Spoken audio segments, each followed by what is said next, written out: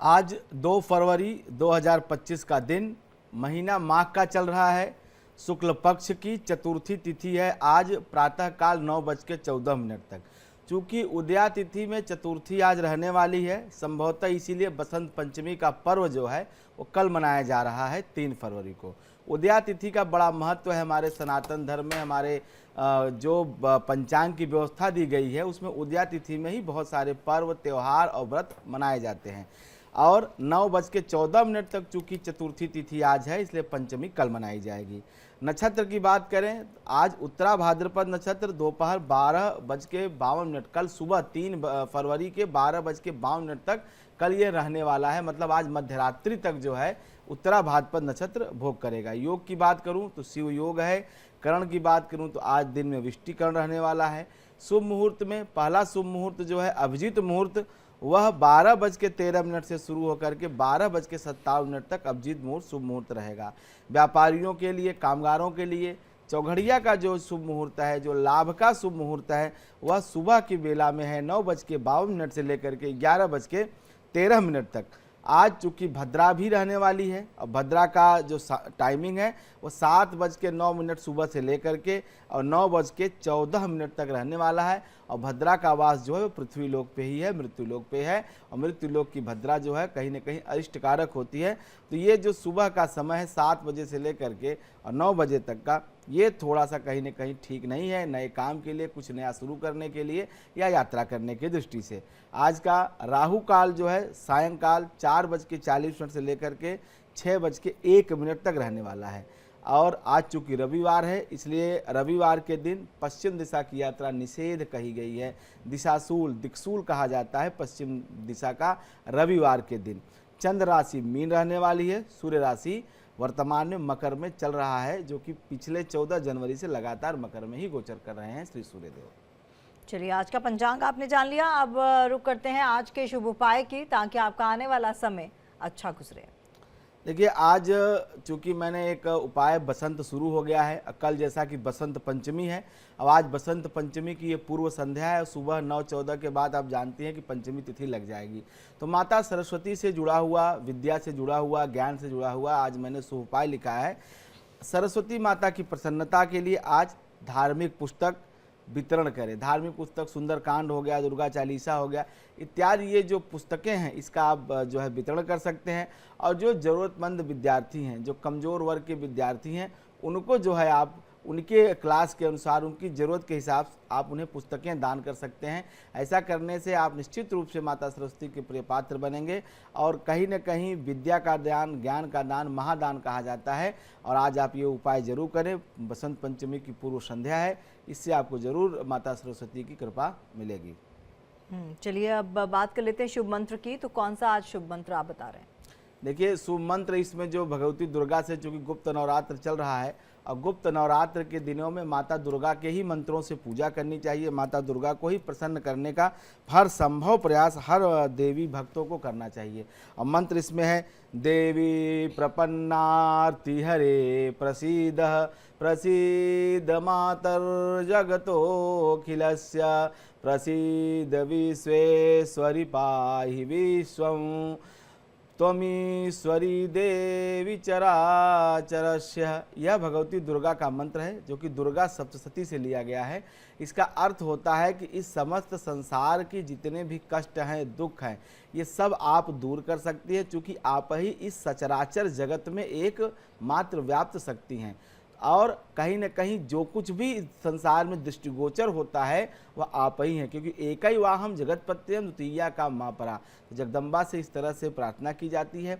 महामारी तक रोकने का सामर्थ्य इस मंत्र में है। इस मंत्र को करने से निश्चित रूप से आपका कल्याण होगा। चलिए, आपको आज का शुभ मंत्र भी पता चल गया। अब आखिरी वास्तु टिप आज क्या देने वाले हैं?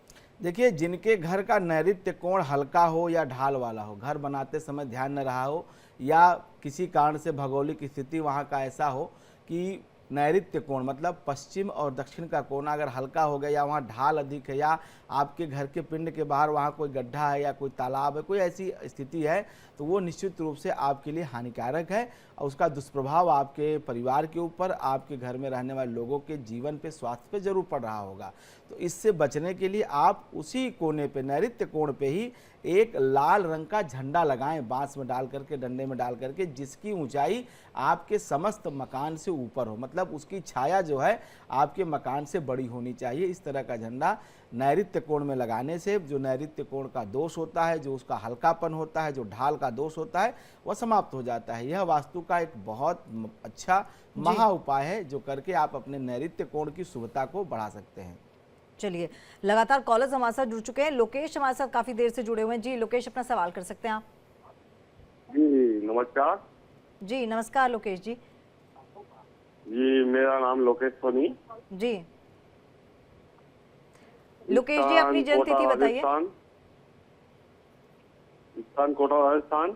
जी जी सर, मैं पूछ रहा हूँ, एक तो मेरे ऊपर काफी समय से कर्जा है, तो इसको मैं लगातार दे रहा हूँ और अभी तक भी कुछ बचा हुआ है। और एक मेरा प्रश्न है, हमारे घर का मकान कब तक आएगा? काफी समय से मैं किराए में रहता हूँ। दो मेरे प्रश्न है सर। आप कहाँ से बोल रहे हैं राजस्थान में?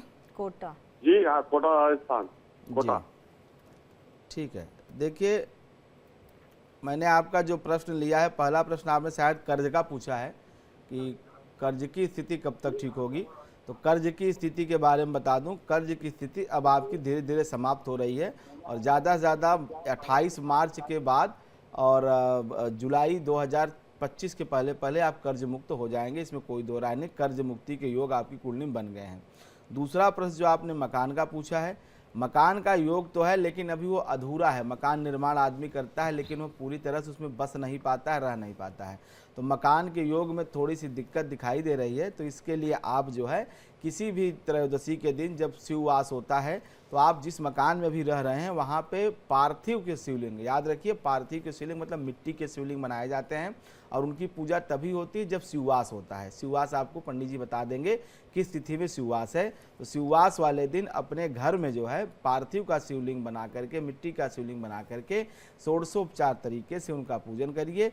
गंगा जल या दूध से उनका रुद्राभिषेक करिए। ये करने से आपका ये जो मकान की इच्छा है, मनोकामना है, महादेव कृपा से वो जरूर पूरी होगी। क्योंकि चंद्रमा राहु के साथ वर्तमान में प्रश्न काल में है। मकान का आपके पास योग तो है लेकिन उसमें रहने और बसने में कई प्रकार की अड़चनें, कई प्रकार की दिक्कत दिखाई दे रही है। कर्ज मुक्ति का योग आपकी जन्म कुंडली में बन गया है और ये जुलाई तक आप निश्चित रूप से कर्ज मुक्त हो जाएंगे, कोई समस्या नहीं है। बिहार से चंदन है अगले कॉलर। जी चंदन, अपना सवाल कर सकते हैं आप। हेलो जी चंदन जी, सवाल कीजिए। कर रहे कि वो नौकरी के बारे में पूछना था। ठीक है, अपनी डिटेल्स बता दीजिए। जन्म तिथि? कहाँ से बोल रहे हैं? बिहार। जन्म है 3 सितंबर 2004। ठीक है, और जन्म समय? 5:05 सुबह। आवाज इनकी क्लियर आप अपनी आवाज़ म्यूट कर दीजिए। ऐसा करते हैं, व्हाट्सएप कॉलर ले लेते हैं तब तक, व्हाट्सएप मैसेज, क्योंकि आप टेलीविजन सेट का वॉल्यूम तब तक म्यूट कर दीजिए। व्हाट्सएप मैसेज आया है रश्मि शर्मा का।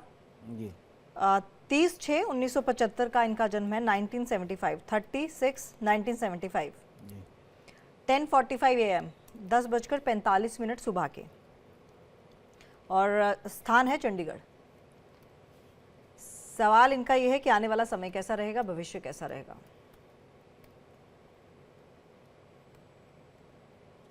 देखिए 30 जून 1975 और चंडीगढ़ का 10:45 सुबह का समय है। सिंह लग्न की कुंडली है और जन्म राशि इनकी है कुंभ। शुक्र की महासा चल रही है। शुक्र इनकी जन्म कुंडली में 12वें बैठा हुआ है, कर्क में, अश्लेषा के नक्षत्र में। तो देखिए ये जब शुक्र की दशा ऐसे लोगों की चलती है, खास करके किसी महिला की कुंडली में, तो कहीं ना कहीं थोड़ा सा व्यक्ति के अंदर बहुत ज़्यादा मोहभंग होता है। मोहभंग होता है रिश्तों को लेकर के, मोहभंग होता है अपने काम को लेकर के। तो ये कहीं ना कहीं मानसिक रूप से जो है इमोशनल डिटैचमेंट होता है लोगों को और किसी बात को लेकर के मन में भय रहता है। खास करके इस ऐसे लोगों को ऐसे आर्थिक परिस्थिति को लेकर के एक कहीं न कहीं भविष्य में अनिश्चितता दिखाई देती है।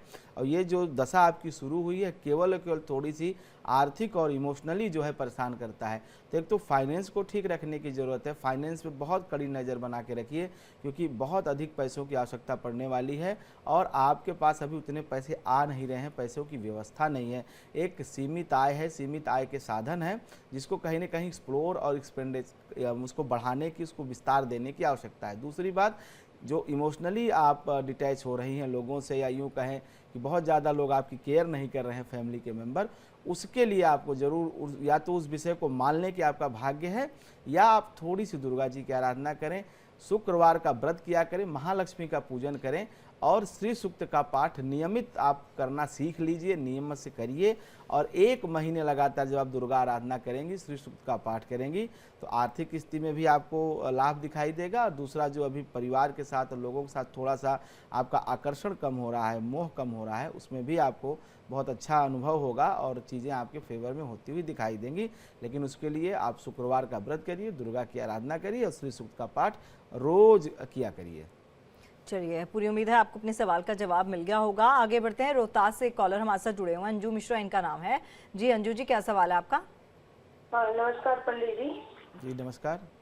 हाँ, मैं अपनी बेटी के बारे में पूछना चाह रही हूँ। जी मेरी बताइए। बेटी का जन्म है 18 मार्च 1997, जी सुबह 8:35।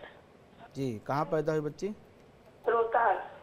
जी तो मैं अपनी बेटी के बारे में पूछना चाहती हूँ कि जैसे उसका स्वास्थ्य कैसा रहेगा पंडित जी, और शादी अभी तक नहीं हुई है, तो शादी कब, कैसे और मतलब किस तरह की शादी होगी, और मैरिड लाइफ उसका कैसा रहेगा? देखिए, 18 मार्च 1997 8:35 प्रातः काल, सुबह का जन्म है बच्ची का? सुबह का 8:33, 33। ओके।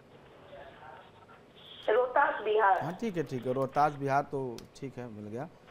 हाँ 18 मार्च 1997 8:33 रोहतास। मेष लग्न की कुंडली है, मंगल राहु छठे हैं। देखिए, बीमारियों से तो ये हमेशा से घिरी रही है, बचपन से, बाल्यकाल से ही घिरी रही है।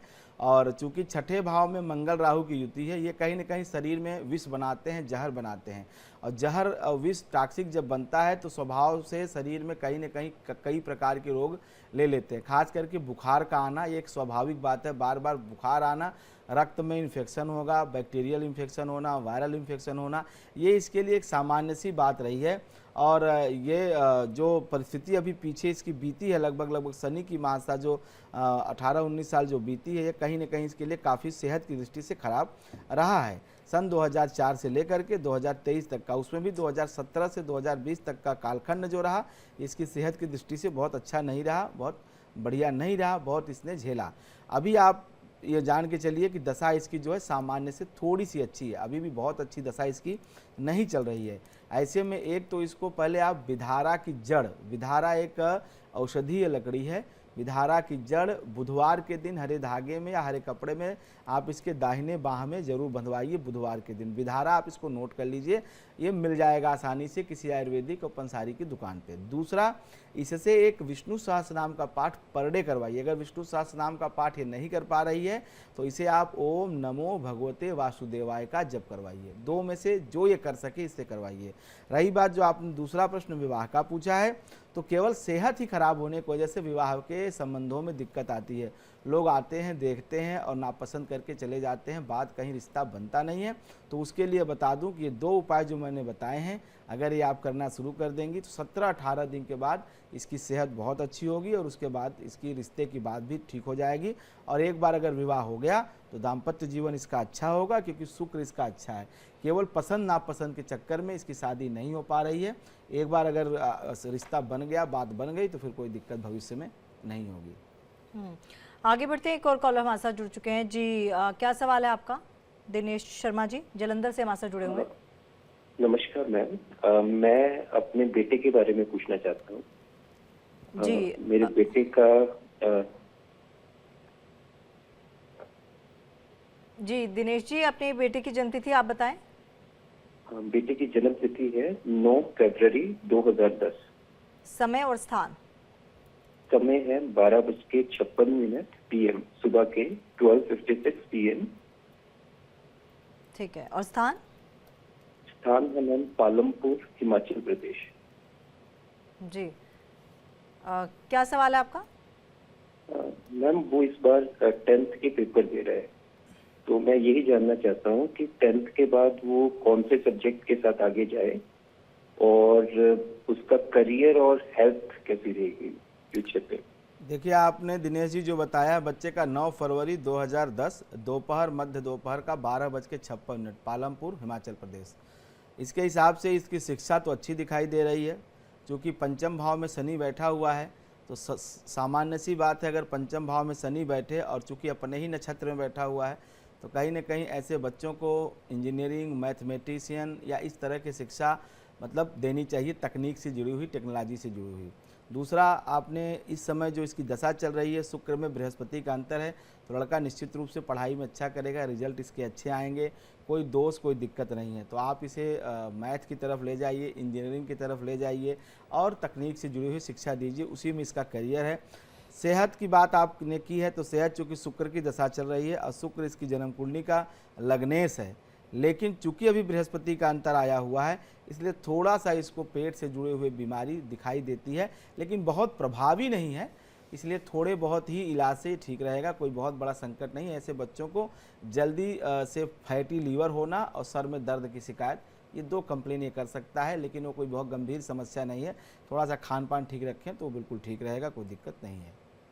चलिए, आपके सवाल का जवाब आपको मिल गया। उम्मीद है कि आप तमाम चीज़ें भी करेंगे जो आपको पंडित जी बता रहे हैं। पंडित जी, क्योंकि आप बता रहे थे कि आज से लग जाएगी वसंत पंचमी और कल तक चलेगी, लेकिन महाकुंभ की अगर हम बात करें तो महाकुंभ का एक स्नान भी है बेहद खास, क्या महत्व?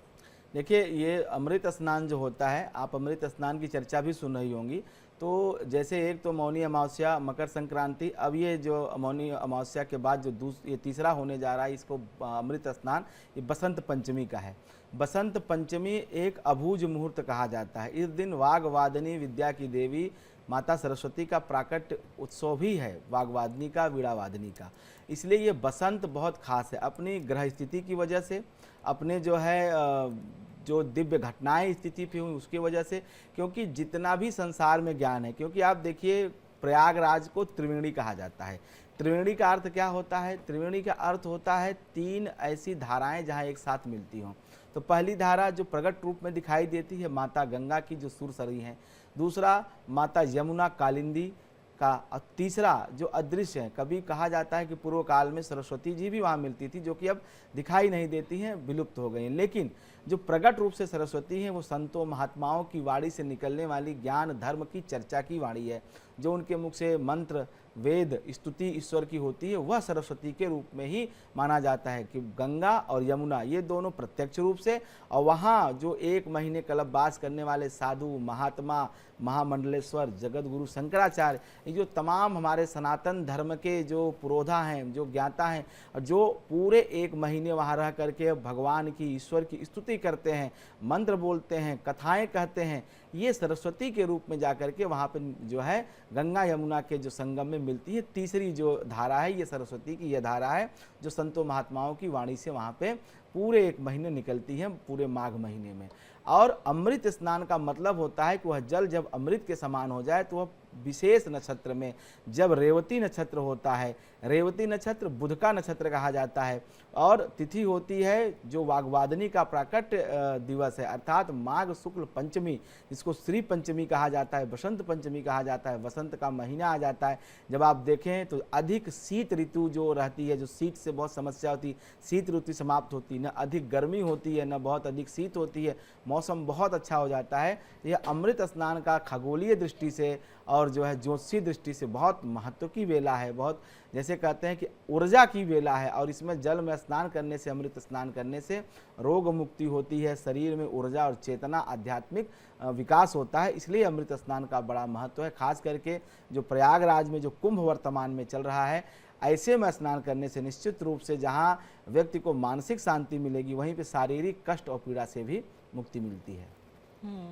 तो चलिए, आपको महत्व बता दिया। अब एक कॉलर ले लेते हैं, अशोक कुमार अमृतसर से हमारे साथ जुड़े हुए हैं। जी अशोक जी, अपना सवाल कर सकते हैं आप। अशोक जी, टेलीविजन सेट का वॉल्यूम आप म्यूट कर दीजिए, नहीं तो कॉल डिस्कनेक्ट हो जाएगा। चलिए आगे बढ़ते हैं, दोबारा से कॉल ले लेंगे। दिलीप रावल हमारे साथ जुड़े हुए हैं महाराष्ट्र से। जी दिलीप जी, अपना सवाल कीजिए। हाँ, नमस्कार पंडित जी। नमस्कार मेरा नाम है दिलीप रावल जी। और दूसरी बात है मेरा जन्म साल है 21/11/1985। 21/11 जी 1985 जी। पंडित जी, मैं ये पूछना समय- चाहता था कि समय दिलीप मेरी जी बता शादी दीजिए। होगी कि नहीं, और मेरे जीवन में कौन सा शुभ योग है और अशुभ योग है, और मेरे राशि के बारे में बताइए। आप समय बताइए अपना। समय तो आपने बताया ही नहीं। हाँ, दोपहर में 1 बजे। जी, कहाँ पैदा हुए आप? मुंबई।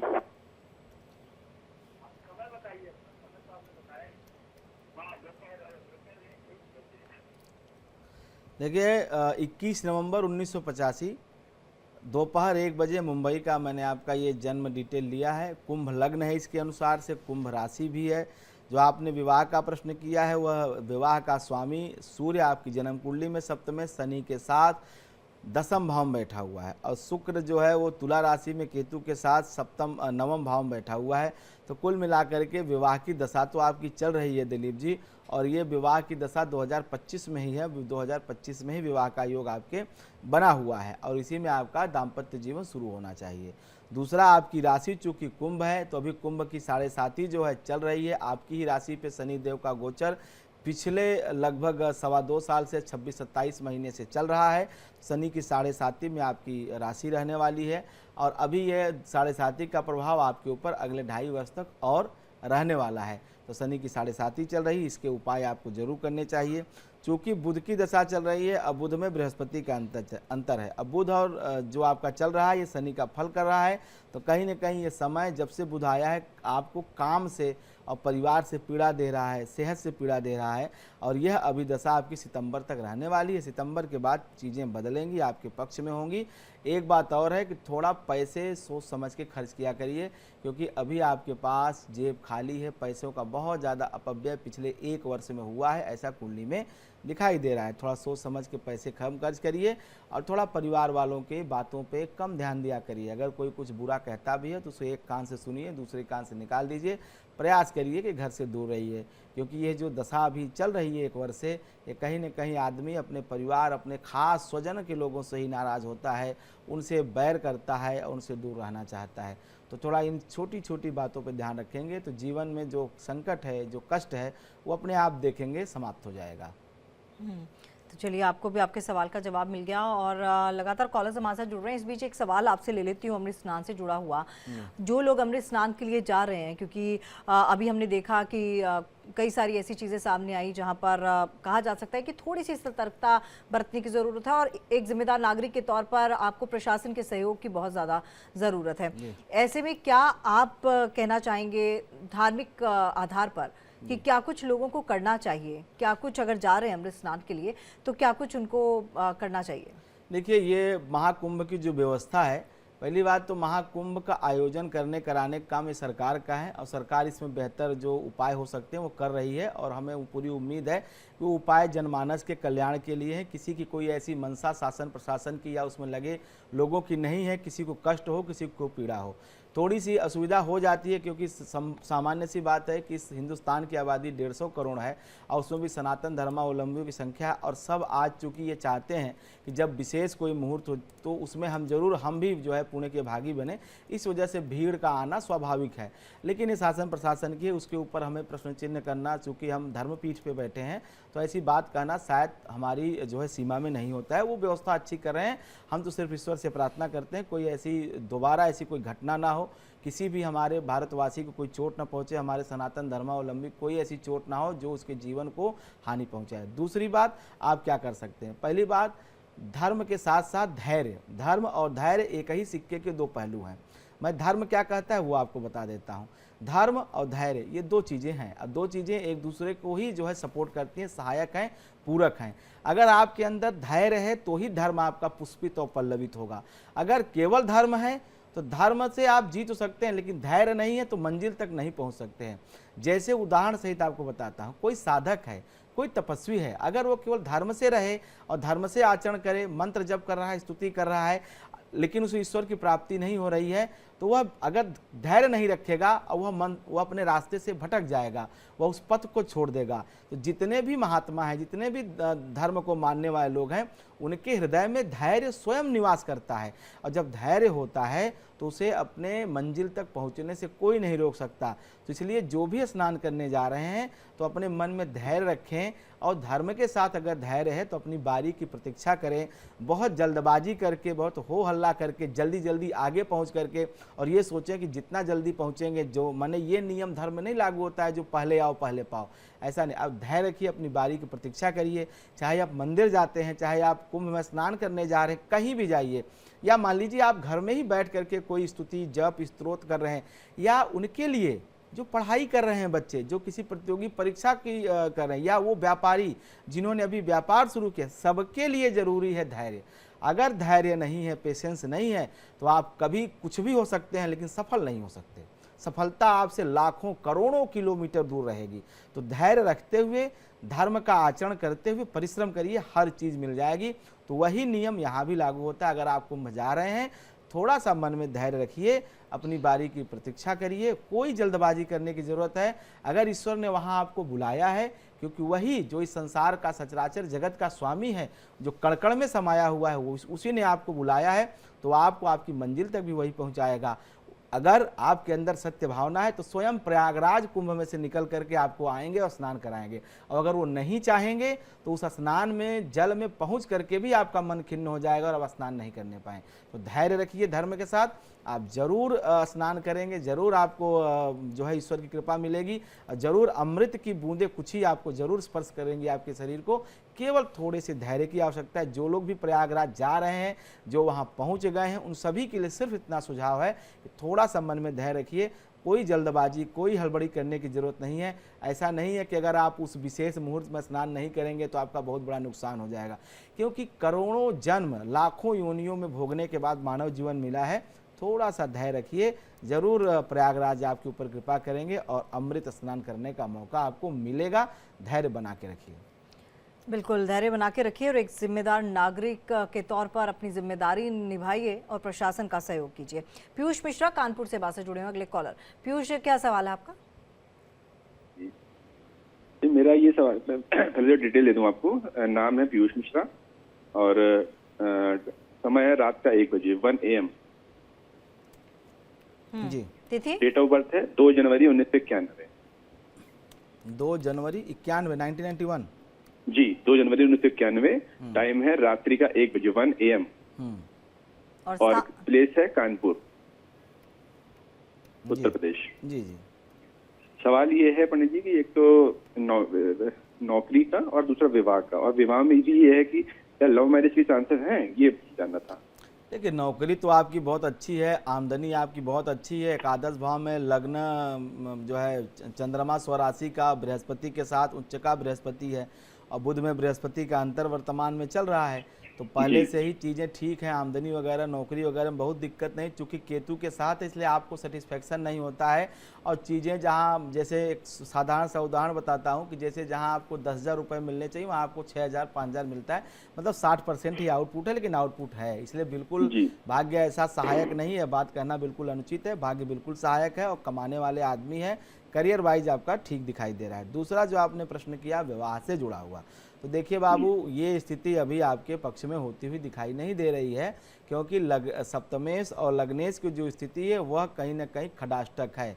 अब किसी भी जातक की जन्म कुंडली में, महिला हो या पुरुष हो, अगर लग्नेश और सप्तमेश का खडाष्टक बने तो वैवाहिक जीवन में एक तो विलंब होता है और उसमें भी बाधा होती है। तो जहाँ तक रही बात प्रेम की, तो प्रेम भी होता है तो वह पूर्णता को प्राप्त नहीं होता है, और कहीं न कहीं अड़चन और दुविधाग्रस्त कर देता है। आपका पार्टनर आपसे नाराज होकर आपको छोड़ के चला जाता है। तो ये 2 स्थितियां आपकी कुंडली में बन रही हैं। तो इससे बचने के लिए एक तो आप उपाय करें कि किसी भी गुरुवार के दिन एक आप पीतल की थाली लें, उसके ऊपर पान का पत्ता रखें, एक सोने के शिव जी की छोटी ही सही 1 ग्राम की प्रतिमा बनवा करके और बाकायदे उनका पूजन करके रुद्राभिषेक करके उसको दान करें गुरुवार के दिन, क्योंकि गुरु केतु की युति के पहले दोष को दूर करना है। दूसरा, चूँकि शुक्र जो कि हमारे कुंडली में प्रेम का, रोमांस का, प्लेजर का कारक होता है, वह शनि के साथ पीड़ित दिखाई दे रहा है। और ठीक बात यह है कि दोनों एक ही कला विकला पे हैं, 2-2 डिग्री के दोनों हैं, तो कहीं ना कहीं इसका प्रभाव आपके जीवन पे ज़्यादा दिखाई दे रहा है। ये कहीं ना कहीं कमर के दर्द, पैर में दर्द और वैवाहिक जीवन में प्रॉब्लम क्रिएट करता है। तो इसको दूर करने के लिए आप थोड़ी सी दुर्गा की आराधना, अभी चूँकि ये माघ के गुप्त नवरात्र चल रहे हैं, अष्टमी तिथि के दिन आप किसी दुर्गा मंदिर जाइए, वहाँ बैठ करके दुर्गा चालीसा का यथाशक्ति 11-21 पाठ करिए और कुछ वहाँ पे कन्याओं के खाने हेतु कुछ उनको भोजन सामग्री दान करिए। नहीं कुछ चिप्स के पैकेट, चॉकलेट जो हो सकता है, पूड़ी हलवा कुछ खिलाइए और कुछ उनको दक्षिणा दीजिए। 2 वर्ष से लेकर 10 वर्ष तक की कन्याओं को ये छोटे छोटे आप 2-3 उपाय करिए, जरूर आपकी मनोकामना पूरी होगी। अगले कॉलर है विजय कुमार बिहार से। जी विजय, अपना सवाल कर सकते हैं आप। भैया जी अपने बारे में पूछना है मैडम जी मेरा। सर। हेलो जी सर, आप अपनी जन्मतिथि बताइए। एग्जैक्ट याद तो है नहीं अपना। ठीक है, सवाल बता दीजिए। सवाल अपना, स्थिति बहुत खराब है, 4 बेटी है, शादी करनी है, आर्थिक स्थिति बहुत तंगी है। उम्र क्या है आपकी पता है? उम्र तो 52 साल लगभग। ठीक है सर। कहाँ से बोल रही हैं? बिहार से। बिहार में कहाँ से? बिहार में कहाँ से? फारबिसगंज, अररिया। अररिया? 52 साल। अररिया से बोल रहे हैं आप? जी जी जी। देखिए, मैं आपका प्रश्न लग्न लेता हूँ। आपका लबोलवाब प्रश्न जो मुझे लगता है सिर्फ आर्थिक ही है, और आर्थिक जिम्मेदारी और पारिवारिक जिम्मेदारी से कैसे आप निवृत्त हों विजय जी, मुझे लगता है आपका यही सवाल है। तो देखिए विजय जी, आपको बता दूं कि अभी जो वर्तमान स्थिति वो ठीक चल रही है, कुछ बुरा नहीं है। चूँकि जिम्मेदारी ज़्यादा है इसलिए आपको एक मन में अविश्वास उत्पन्न हो गया है, एक हतोत्साहित आप हो गए हैं। लेकिन आप बिल्कुल हतोत्साहित मत होइए, कोई परेशान होने की ज़रूरत है। जो जब होना है वक्त के साथ होगा। किसी भी कन्या के विवाह में आपको कोई दिक्कत नहीं है। आप थोड़ा मन बनाइए विवाह करने का, अपनी जिम्मेदारियों को धीरे धीरे टेक ओवर करिए और ये धीरे धीरे करके साल प्रति साल एक साल बीतता जाएगा। आपकी सारी जो जिम्मेदारियां हैं वो पूरी होती जाएंगी। उसके लिए ईश्वर ही व्यवस्था करेगा। आपको विजय जी कुछ सोचने की आवश्यकता नहीं है। ज्योतिषी आधार पर सिर्फ इतना कहूँगा कि थोड़ा सा आय का भाव आपका जरूर कमज़ोर दिखाई दे रहा है। रेगुलर आमदनी नहीं होती है, उसमें कोई न कोई अड़चन आ जाती है। जो पैसे आते भी हैं वो नाना प्रकार के रास्ते से खर्च हो जाते हैं। इसलिए ये ज़रूर है कि एक नियमित आय स्रोत न होने की वजह से आप परेशान रहते हैं। लेकिन रही बात कन्या के विवाह की, तो उसमें कोई दिक्कत नहीं दिखाई दे रही है। संतान पक्ष आपका ठीक है और 18 मई 2025 के बाद आपकी कन्या का विवाह होने का योग, मतलब अपने संतान पक्ष से आपको खुशियां मिलने की उम्मीद दिखाई देती है। तो 18 मई तक थोड़ा आप शांत रहिए, जो चल रहा है वैसे चलने दीजिए। 18 मई के बाद आपके बच्चों से आपको ज़रूर प्रसन्नता होगी, ज़रूर आपको शुभ समाचार मिलने शुरू हो जाएंगे और अगले लगभग 6 वर्षों में आपकी सारी जिम्मेदारियां 7 वर्षों में पूर्ण हो जाएंगी। और ये बृहस्पति आपके लिए बहुत कारगर है। एक केले का पौधा घर में लगा लीजिए और नियमित उनकी सेवा पूजा करिए, भगवान श्री विष्णु की आराधना करिए। देवगुरु बृहस्पति आपके लिए बहुत लाभकारी हैं और उन्हीं के श्री हरि विष्णु कृपा से आपके सारे काम बन जाएंगे। क्योंकि आप नारायण के भक्त हैं तो आपको कोई चिंता करने की आवश्यकता नहीं है, सब वही करेंगे। चलिए, अगली कॉलर है विकास गुप्ता अंबाला से। जी विकास जी, अपना सवाल कीजिए। नमस्कार जी, मेरी बिटिया का दीक्षिका नाम है जी। हेलो। जी जी जी, बिटिया 23 अगस्त 94। ठीक है, समय? विकास जी, समय बिटिया के जन्म का? मेरे को लगता है कॉल डिस्कनेक्ट हो गया है। अगर पद्मा जोधपुर से हैं हमारे साथ अगली कॉलर। पद्मा जी, अपना सवाल कर सकती हैं आप। 1/6/93। 6/1/6? हाँ, 93। ठीक है, और समय? और जोधपुर में जन्म है। समय? समय 2:05 पर दिन का। दिन का? हाँ, शादी के बारे में बताइए ना। कौन है लड़का? पद्मा जी, ये आपकी कुंडली है, आपकी डिटेल्स हैं या फिर किसी अपने की? नहीं, ये मेरे बेटे की है, बेटे की है। ठीक है मैम।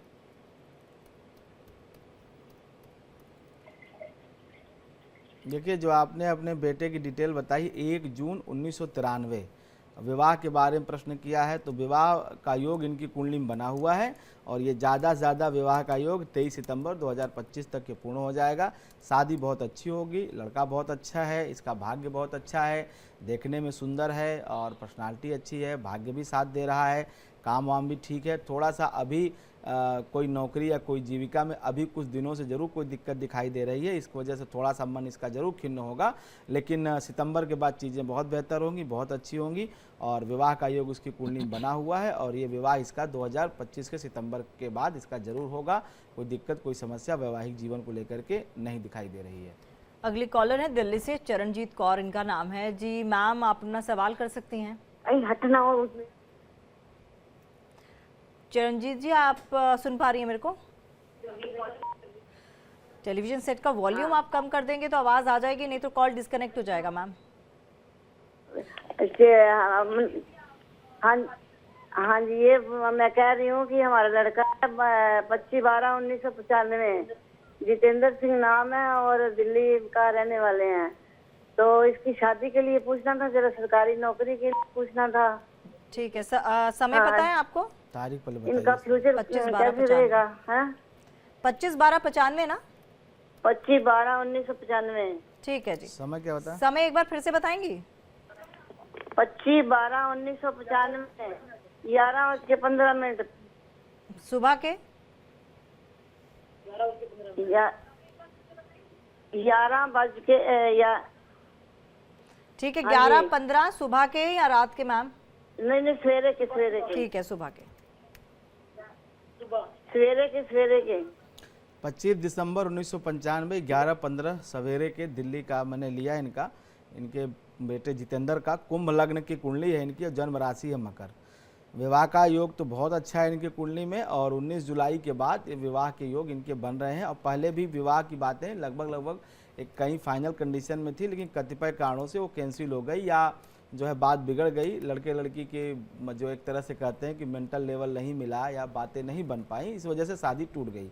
लेकिन अब जो नए रिश्ते आ रहे हैं वो इनके पक्ष में हैं, वो सकारात्मक हैं और वो पूरे भी होंगे और वैवाहिक जीवन का सुख भी इनके जीवन में दिखाई दे रहा है। केवल दिक्कत सिर्फ इतनी है कि चूँकि शुक्र इनकी जन्म कुंडली में 12वें गया हुआ है, तो बहुत ज़्यादा चूजी होने की वजह से कि इससे नहीं करूँगा, उससे नहीं करूँगा, ये क्वालिफिकेशन होनी चाहिए, ये क्वालिटी होनी चाहिए, इसकी वजह से शुरुआती दौर में थोड़े से रिश्ते अच्छे आए लेकिन उन्होंने इसको अस्वीकार कर दिए। अब दिक्कत यह है कि अब रिश्ते अच्छे एक तो मिल नहीं रहे हैं, जो मिल रहे हैं वो बातें बन नहीं रही हैं, लेकिन चिंता की अभी भी कोई बात नहीं है। 19 जुलाई के बाद चूँकि बुध का अंतर आने वाला है, वो इनके लिए बहुत सकारात्मक और बहुत अच्छा है। तो अगले एक सवा साल में, मतलब सितंबर 2025 से 2026 के जुलाई के बीच में इनका रिश्ता हो जाएगा। कोई उसमें दिक्कत, कोई समस्या नहीं है। कोई दिक्कत, कोई समस्या नहीं है, तो आपको चिंता करने की कोई ज़रूरत भी नहीं है। रेवाड़ी से अगले कॉलर है नवीन गुप्ता। जी नवीन जी, क्या सवाल है आपका? मैम नमस्कार। मैम मेरा डेट ऑफ बर्थ 2/11/1978 है। ठीक है, समय? शाम को 4 बजे। ठीक है, और स्थान? रेवाड़ी, हरियाणा। ठीक है नवीन जी, क्या सवाल है आपका? मैम मेरा काम धंधा बड़ा कम चल रहा है, पहले ठीक चल रहा था, आगे मेरा फ्यूचर कैसा रहेगा और मेरे बच्चों को कैसा रहेगा?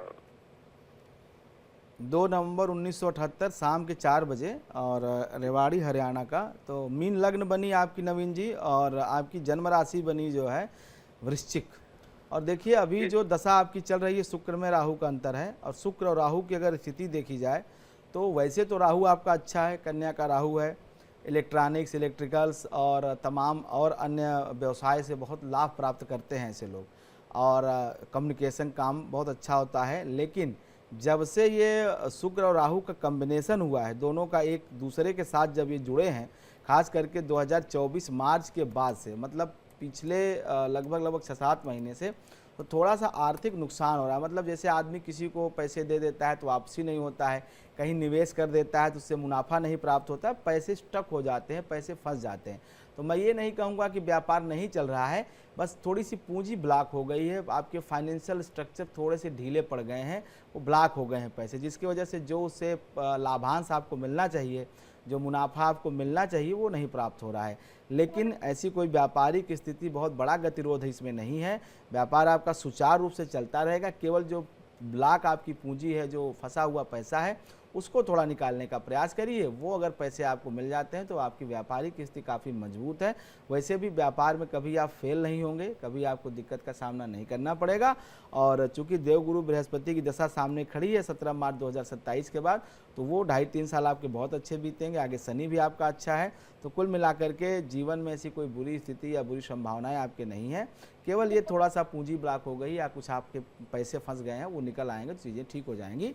संतान पक्ष आपका बहुत अच्छा है। बड़ी संतान आपकी बड़ी काबिल है, बहुत अच्छा है। आपके मनोनुकूल व्यवहार करने वाला है और आपको सुख देने वाला है, आपका मान सम्मान बढ़ाने वाला है। संतान सुख आपका बहुत अच्छा है। तो सर मेरा छोटा हरिदास जी हैं अगले कॉलर एमपी से। हरिदास जी, क्या सवाल है आपका सर? मैडम मैं क्या है ध्यान करता हूँ लगभग 30-35 साल से जी। और मैं ध्यान समाधि प्राप्त करना चाहता हूँ। थोड़ा ऊंचा बोलिए, क्या बोले आप दोबारा लाइन? मैं लगभग 35 साल से रोजाना 2 घंटे ध्यान करता हूँ। ठीक है, ध्यान करते हैं। और मैं ध्यान समाधि प्राप्त करना चाहता हूँ, लेकिन उसमें कोई ना कोई विघ्न ऐसे आ जाते हैं कि मैं फिर मतलब बहुत समय के लिए डिस्टर्ब हो जाता हूँ। आप कहाँ से बोल रहे हैं हरदास जी?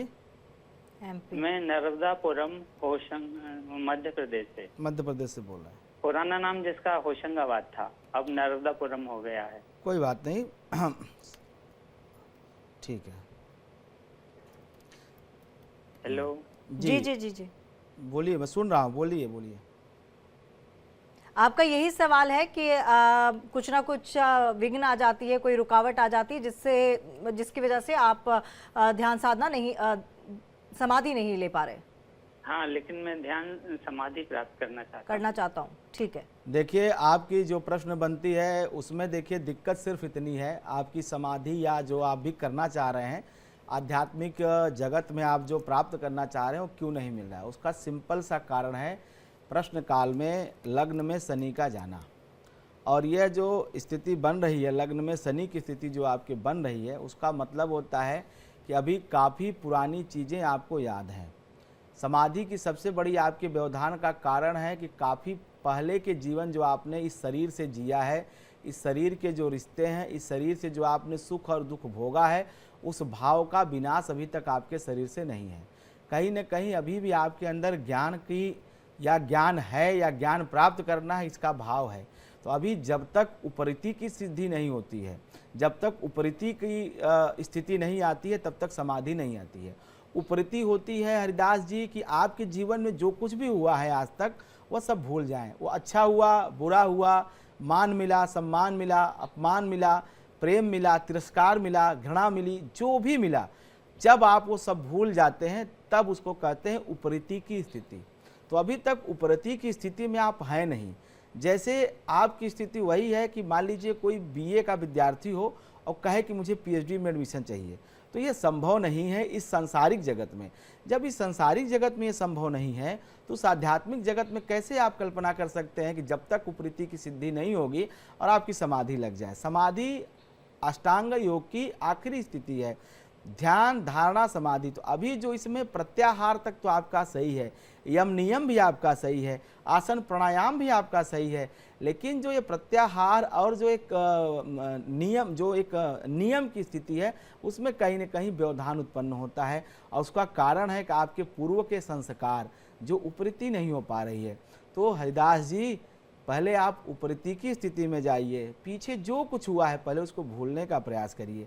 क्योंकि एक बात ध्यान रखिए, मैं सभी दर्शकों को बताना चाहता हूँ, जो लोग भी ध्यान समाधि चाहते हैं, जो भी ईश्वर की प्राप्ति करना चाहते हैं, उसकी सबसे बड़ी बाधा है इस शरीर से भोगे गए सुख और दुख, इस शरीर से भोगे गए शुभ और अशुभ कर्म। ये तमाम चीज़ें हमारे जीवन में, हमारे ध्यान धारणा समाधि में बाधा उत्पन्न करते हैं और उसको भूलना ही एकमात्र रास्ता है। और भूलने के लिए प्रयास करने होंगे बार बार, जैसा कि आप कर रहे हैं। आप बता रहे हैं कि आप ध्यान भी करते हैं लंबे समय तक, ध्यान से उस पर विराम तो लगता है, लेकिन जैसे ही ध्यान भंग होता है पुनः आप उसी स्थिति में आ जाते हैं। जैसे रबड़ होता है, खींच के रखा, जब तक खींचा है ठीक है, जैसे छोड़ा हो पुनः अपनी स्थिति में आ जाता है। यह आपकी मानसिक स्थिति है, यही आपके ध्यान की स्थिति है। तो इसको पहले आप कोशिश करके पहले उसको हटाइए, पहले उपरीति को सिद्ध करिए, उसके बाद समाधि लगेगी। दूसरी बात यहाँ पर मैं सिर्फ इतना कहूँगा कि कुछ आप समय के लिए किसी इष्ट का सहारा लीजिए, कुछ जप करिए। जप बहुत ज़रूरी है करना, और जब आप करेंगे तो उपरीति अपने आप आ जाए, क्योंकि फिल इन द ब्लैंक होता है ना, पहले जो भरा है उसको निकालिए। और एक बात और बता दूं, अज्ञान को मिटाने के लिए ज्ञान के कांटे की जरूरत पड़ती है, लेकिन जब अज्ञान का कांटा निकल जाता है तो ज्ञान और अज्ञान दोनों के कांटों को फेंक देना चाहिए। एक सुई से दूसरा कांटा निकाला जरूर जाता है, लेकिन बाद में उस सुई को नहीं रखा जाता है। तो ज्ञान और अज्ञान दोनों को छोड़ दीजिए, कुछ जप करिए अपने इष्ट का। जब करेंगे तो उपरीति की सिद्धि अपने आप हो जाएगी। और श्वास पे जप करना शुरू करिए, माला पे नहीं, श्वासों की माला पे जप करना शुरू करिए। उपरीति अपने आप महीने, 2 महीने, 3 महीने, 6 महीने का समय लेकर के जपिए, अपने आप उपरीति सिद्ध हो जाएगी। फिर समाधि लेंगे तो 2-2.5 मिनट में बहुत है, समाधि हो जाएगी। 2.5 मिनट के अंदर ध्यान जहाँ एकाग्र हुआ, चित्त और बुद्धि की एकाकार हुई, आत्मा से जो है अवचेतन मन मिल जाएगा और समाधि सिद्ध हो जाएगी। लेकिन अभी उपरीति की सिद्धि नहीं है आपकी, बार बार आप पूर्व के रिश्तों में, पूर्व के कर्मों में आप फंस जाते हैं। ध्यान भी लगाते हैं तो उन्हीं का ध्यान आता है, इसलिए दिक्कत आपको दिखाई देती है। अगले कॉलर है सौरभ जी। सौरभ अपना सवाल कर सकते हैं। प्रणाम। मुझे अपने भाई के बारे में पूछना है। उसका नाम है अक्षय कुमार सोनी और उसकी डेट ऑफ बर्थ है 29 अगस्त यानी 29/8/1996 और समय है शाम को 4:10 अम्बेडकर नगर यूपी से। 8:10 शाम? नहीं 4:10 शाम को, शाम के। ठीक है, और स्थान क्या बताया? स्थान अम्बेडकर नगर, उत्तर प्रदेश। ठीक है, क्या सवाल है? सवाल ये है कि ये पढ़ाई करते थे तो पढ़ाई में इनका मन नहीं लगा, अब कौन सा व्यवसाय करें और जो ठीक रहेगा इनके लिए, और इनका स्वास्थ्य और विवाह का क्या योग है?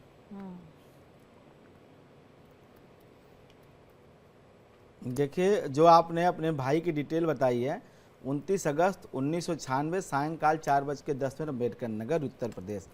देखिए, धनु लग्न की कुंडली है और इनका जन्म राशि है कुंभ, और अभी शनि की दशा चल रही है। शनि इनकी जन्म कुंडली में कहीं न कहीं स्थिति उसकी ठीक नहीं है। शनि इनका मार्केश है और उसमें राहु का अंतर है, और इसी राहु की वजह से ये पढ़ाई नहीं कर पाए, क्योंकि ये बहुत जल्दी बड़े आदमी बनना चाहते हैं।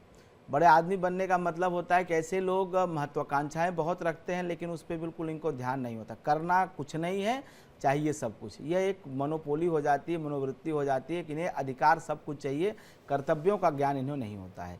तो देखिए, अभी जब तक ये शनि में राहु का अंतर है 24 फरवरी 2026 तक, ना तो ये पढ़ेंगे ना तो कुछ करेंगे, ये सिर्फ सबको परेशान करेंगे। तो अभी मैं आपको सिर्फ इतना कहूँगा कि बड़े भाई होने के नाते सिर्फ इनकी आप टेक केयर करिए, ये जो मांगे उन्हें दे दीजिए, जो कहते हैं सब इनकी व्यवस्था करिए। हाँ, इतना ज़रूर है कि 26 अप्रैल 2026 के बाद इन्हें थोड़ी सी परिस्थितियों का ज्ञान होगा, इन्हें अपनी हैसियत पता चलेगी, इन्हें अपनी गलतियों का ज्ञान होगा, एहसास होगा। फिर उसके बाद ये जो करना चाहें, व्यवसाय इत्यादि इनको कराइएगा, वो ये जरूर करेंगे, उसमें सफल होंगे। लेकिन अभी ये जो दशा चल रही है, ऐसी दशा में कुछ भी करना या कराना अभी ठीक नहीं है। इन्हें अभी 1 वर्ष और एक तरह से छोड़ दीजिए कि थोड़ा घूम लें, देशाटन कर लें, विचार कर लें, सोच लें, समझ लें, उसके बाद कोई निर्णय लें। तो अभी मैं आपको यही सलाह दूंगा कि 1 वर्ष इनको कुछ भी करने कराने का समय नहीं है। अगर कुछ करते कराते हैं तो कहीं ना कहीं वो समझिए को डूब ही जाना है, वो नष्ट ही हो जाना है। तो नष्ट होने से बेहतर है कि अभी कुछ देर इनको रोक लिया जाए। दुर्घटना से देर भली, अगले वर्ष इनको जरूर ज्ञान हो जाएगा। और ये जब ये जो कहें आप इनका सहयोग करिए। कुंडली अच्छी है इनकी, लग्न में मूल त्रिकोण का बृहस्पति बैठा हुआ है, सुखी जीवन है, भाई अच्छा, पिता सब कुछ ठीक है। लेकिन थोड़ा सा क्या है ना, ये जो दशा आ गई है इसकी वजह से अपने स्थान से, अपने पथ से, रास्ते से भटक गए हैं। ये दशा अगले वर्ष अप्रैल 2026 के बाद ठीक हो जाएगी, फिर ये जो करेंगे सब में इनको लाभ होगा। अगले कॉलर भरतपुर से हमारे साथ जुड़े हैं, राम प्रकाश नाम है इनका। जी, आप अपना सवाल कर सकते हैं सर। राम प्रकाश जी, आपको आवाज मिल पा रही है? हाँ मैडम, नमस्कार मैडम। जी नमस्कार सर। मेरी लड़की है, अवनीता नाम है। अवनीता नाम है, इसका है 2016 में इसका जन्म हुआ है। 2016 में? 16 में? हाँ, 2016 में 19 मार्च। ठीक है, और भरतपुर के अंदर। समय? सुबह के टाइम है 8:11। 8:11 सुबह के मान लूं? सुबह के। ठीक है, क्या सवाल है सर? मैडम मेरा यह है कि ये बच्ची जो है पढ़ने में थोड़ी सी पढ़ना चाहती है लेकिन थोड़ा सा नर्वस हो जाती है, और दूसरा यूँ कहते हैं सब इसके घर में अष्टम भाव में शनि मंगल बैठे हुए हैं, तो थोड़ा सा ये परेशान रहती है। इसका आप तो एक केवल बात यही है, बताइए, पढ़ाई कैसे आपने तो करेगी समय ये? सुबह और 8:11 बताया है, 19 मार्च। हेलो, हाँ सर, 19 मार्च 19 मार्च 2016। हाँ, 19 मार्च 2016 जी, 2016 सर जी, सुबह 8:11। सुबह 8:11 ना सर? हाँ सर, सुबह का। हाँ, देखिए अष्टम भाव में इसके शनि और मंगल है, चंद्रमा तो नहीं है, शनि मंगल अष्टम भाव में। चंद्रमा इसका चतुर्थ भाव में है सर। हाँ, चंद्रमा चतुर्थ भाव में है। अब देखिए, जो आपने इसके शिक्षा के बारे में पूछा है, तो बहुत स्पष्ट बता दूं कि विद्या और ज्ञान, जो बुद्धि हमारी होती है, वो द्वितीय भाव देखी जाती है। तो द्वितीय से इसका शुक्र जो है वो कुंभ राशि में सद्भिषा नक्षत्र में केतु के साथ एकादश भाव में बैठा है। अब चूंकि विद्या स्थान में राहु और गुरु है, ये गुरु चांडाल योग बनाता है। बुद्धि तो अच्छी है, बुद्धि में कोई दोष नहीं है। अगर धनेश एकादश में बैठे तो ऐसे बच्चे जब पैदा होते हैं तब से और स्वयं भी बहुत आर्थिक रूप से मजबूत होते हैं, फाइनेंशियली बहुत स्ट्रांग होते हैं, तगड़े होते हैं और सौभाग्यशाली होते हैं। लेकिन चूंकि पंचम भाव दूषित है, पीड़ित है, बृहस्पति और राहु दो ग्रह बैठे हुए हैं, जिसमें बृहस्पति को राहु पीड़ित करता है, गुरु चांडाल योग का निर्माण करता है। तो ऐसे किसी भी बच्चे का एकेडमिक कैलेंडर ठीक नहीं हो सकता है जिसका राहु बृहस्पति के साथ हो। उसके पीछे दो मजबूत ज्योतिषी कारण बताता हूँ। पहला, देवगुरु बृहस्पति को ज्ञान का देवता कहा जाता है और राहु को भ्रम का देवता कहा जाता है। तो भ्रम और ज्ञान अगर इकट्ठे हो जाए तो कहीं ना कहीं ज्ञान में अगर भ्रम हो जाए तो मतलब ऐसे मैथ में जब वो मैथ के पर्चे को हल करते हैं तो ऐसे छोटी छोटी गलतियां करती हैं कि बना बनाया सवाल, जहां पता चला 10 लाइन उन्होंने ठीक लिखा लेकिन आखिरी की 2 लाइन में जो उत्तर निकाला तो उत्तर निकला ही नहीं और वो काट करके टीचर ने 0 कर दिया। ऐसी सिली मिस्टेक, ऐसी गलतियाँ, ऐसी भूल बच्चे करते हैं मैथ के पेपर में। यही गलती ये करते हैं विज्ञान में। हाँ, इतिहास भूगोल जो सिविक के पेपर होते हैं उसमें जरूर अच्छा कर लेते हैं, क्योंकि वो उसमें जो है कुछ हल नहीं करना है, इक्वेशन नहीं सेट करने हैं, सिर्फ लिखना है, तो उसमें इनके अंक आ जाते हैं। लेकिन मैथ में और जो है जो इस तरह के न्यूमेरिक प्रॉब्लम होते हैं, साइंस की प्रॉब्लम होते हैं, उसमें ये फंस जाते हैं, क्योंकि उसमें लगातार एक स्टेप बाय स्टेप फॉलो करना है। ज्ञान है ना, ज्ञान में थोड़ा सा जब भ्रम मिला तो वही भ्रम उनको जो है दुष्परिणाम दे देता है। तो सिर्फ मैं आपको इतना कहूँगा कि इस बच्चे को मैथ की प्रैक्टिस और साइंस की प्रैक्टिस बार बार कराइए, एक बार में नहीं आएगा। बार बार कराने से 10वीं तक इसको ठीक से केवल साइंस और मैथ पढ़ाइए। 11वीं के बाद आप इसको कोई ऐसे विषय दिलाइए जो कि जिसमें साइंस और मैथ के बार बार स्टेप फॉलो न करने पड़े, तो वो पढ़ाई कर लेगी। लेकिन फिर भी बृहस्पति राहु के साथ हो तो एकेडमिक कैलेंडर खराब होता है। उससे बचने के लिए आप गुरु चांडाल योग की शांति कराइए। देव गुरु बृहस्पति और राहु की शांति, वैदिक शांति कराने से पढ़ाई अच्छी होगी। लेकिन फिर भी पढ़ाई इसकी पूरी होगी, खूब पढ़ेगी, माने कहा जाता है कि PhD तक करेगी। लेकिन ये जो नंबर हैं कम आएंगे, फिर रुक जाएंगे, ये चीज़ें होती रहेंगी। उसमें सिर्फ और सिर्फ इसकी प्रॉब्लम, चूँकि हाई स्कूल तक हर बच्चे को मैथ पढ़नी है, साइंस पढ़नी है, तो वो इसका थोड़ा सा हाथ वहाँ तंग है। उसके लिए अगर आप कुछ प्रबंध कर लें तो फिर कोई दिक्कत नहीं है। अगले कॉलर है अशोक कुमार अजमेर से। जी अशोक जी, क्या सवाल है आपका? पंडित जी नमस्ते। जी नमस्ते। पंडित जी, मेरा जन्म है 27 जून 1984, दोपहर 2:15 बजे, अजमेर के बीसांगन ग्राम में। 27 जून 1984 दोपहर, हाँ, दोपहर के 2:15 बजे। क्या पूछना है आपको? पंडित जी, व्यवसाय रोजगार के बारे में पूछना है। मैंने पार्टनरशिप में व्यापार किया था, उसमें धोखा हो गया और अब नया क्या करें, वापस अभी बेरोजगार हैं, तो क्या हो सकता है कुछ? देखिए, जो आपकी दशा चल रही है देवगुरु बृहस्पति की, और पराशर जी लिखते हैं कि किसी भी जातक की जन्म कुंडली में अगर तृतीय स्थान में देवगुरु बृहस्पति की स्थिति बने तो ऐसे लोगों का धन जो है चोर, ठग, बुरे लोग, गंदे लोग छीन लेते हैं, लूट लेते हैं। चोर, ठग इत्यादि लूट लेते हैं। इनके घर चोरी होती है, डकैती होती है, अग्नि दुर्घटना होती है, उससे धन का नुकसान होता है। और ये आज से नहीं हो रहा है, ये जब से देवगुरु बृहस्पति की दशा आई है सन 2013 से, तब से हो रहा है। तो धन का नुकसान तीसरे बृहस्पति जाने की वजह से होता ही रहा है। यहाँ तक कि पैसे जेब से गिर जाते हैं, पैसे घर में कहीं रखे हैं तो गायब हो जाते हैं। ये प्रायः ऐसे लोगों के साथ होता है जिनकी जन्म कुंडली में तृतीय भाव में बृहस्पति बैठे हो, चाहे कितनी भी अच्छी स्थिति में हो, चाहे वो कर्क का ही बृहस्पति क्यों न हो, वो फल देगा ही देगा। एक बात, इसी वजह से आपके ये धन की क्षति हुई और आपको व्यवसाय में धोखा प्राप्त हुआ। अभी जब तक ये बृहस्पति है तब तक ये दिक्कत करेगा। तो इसके लिए आप दो उपाय करिए। एक तो देवगुरु बृहस्पति को ठीक रखने के लिए देवगुरु बृहस्पति का अगर आप वैदिक मंत्र जप कर सकते हैं, ओम बृहस्पति अति अदर्जो अरेहात विमत विभाति, ये वैदिक मंत्र है, अगर ये कर सकें तो अच्छी बात है। नहीं तो ओम ब्रिंग बृहस्पतये नमः, इसको आप लिख लीजिए और इसको आप माला पे रुद्राक्ष की माला ले आइए और माला करना सीख लीजिए। इसको आप जो है एक बार संकल्प लेके 1.25 लाख जपिए और पीपल की समिधा, पीपल की लकड़ी तोड़ लीजिए अपने बड़ी अंगुली के बराबर और उसके बाद देसी घी में डुबो करके इसी मंत्र से ओम ब्रींग बृहस्पतये स्वाहा और लगातार इसी मंत्र से जो है हर बृहस्पतिवार 7 बृहस्पतिवार हवन करिए। उसके बाद अपने आप ईश्वर रास्ता दिखाएंगे, व्यवसायिक जीवन, कार्य का जीवन शुरू होगा। लेकिन अभी जो स्थिति बन रही है, बार बार पैसे का नुकसान आपको जीवन में एक बार नहीं कई बार, यहाँ तक कि जो पैसे कर्ज भी लेते हैं वो भी डूब जाते हैं, ये स्थिति बनती है। ये उपाय नहीं करेंगे तो निश्चित रूप से अशोक जी आपको दिक्कत होगी, फाइनेंशियल प्रॉब्लम होती रहेगी।